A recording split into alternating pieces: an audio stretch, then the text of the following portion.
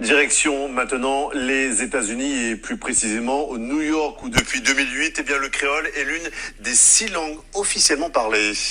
Il faut dire que le créole est parlé aussi par 10 millions de personnes dans le monde. 80% des locuteurs sont des Haïtiens. La communauté haïtienne est très importante dans cette ville.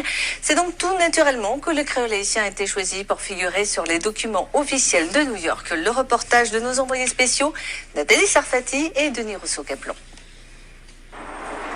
New York vit depuis 2008 à la mode créole. Cette année-là, le maire, Michael Bloomberg, décide que le créole sera la 6e langue officielle. Cette décision concerne des centaines de milliers de créolophones. Elle a obligé l'administration à s'adapter. Si vous regardez à l'intérieur, ce que nous faisons, c'est de traduire les informations en différentes langues. Dans cette brochure, ici, nous avons la traduction en créole haïtien.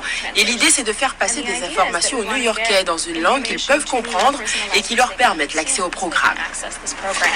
Hormis la traduction de formulaires, les agences municipales se sont aussi dotées d'employés maîtrisant le créole. Cette reconnaissance est le fruit d'un travail de fond mené par la diaspora haïtienne. C'est le cas de Winnie Lamour qui travaille depuis longtemps pour valoriser la langue. En 2013, elle crée l'Institut des langues créoles. Pour elle, en faire une langue officielle a changé le quotidien des Haïtiens.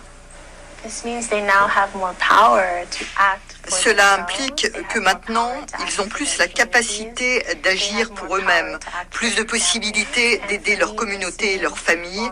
Pour moi, cela veut dire aussi qu'à long terme, les Haïtiens ont gagné en organisation. Nous retrouvons Winnie 2 jours plus tard à l'université de New York où elle dispense des cours de créole. Depuis quelques années, l'intérêt des étudiants pour la langue est grandissant.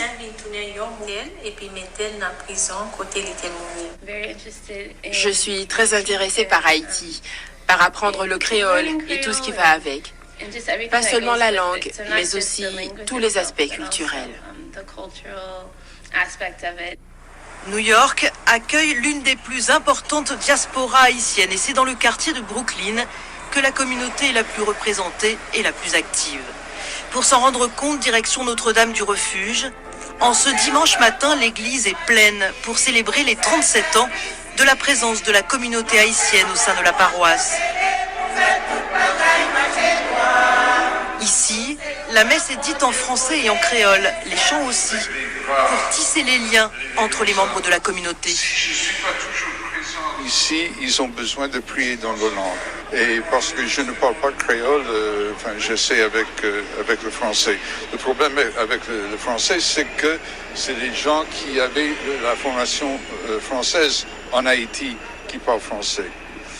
Les jeunes ou les gens qui étaient trop pauvres d'avoir une formation, une éducation en Haïti, ils parlent que le créole. Il est loin le temps où les Haïtiens craignaient de parler créole. Aujourd'hui, on s'exprime et on chante en créole. Mais avec le temps, cela risque de se perdre avec une nouvelle génération d'Haïtiens nés à New York, plus enclins à parler l'anglais.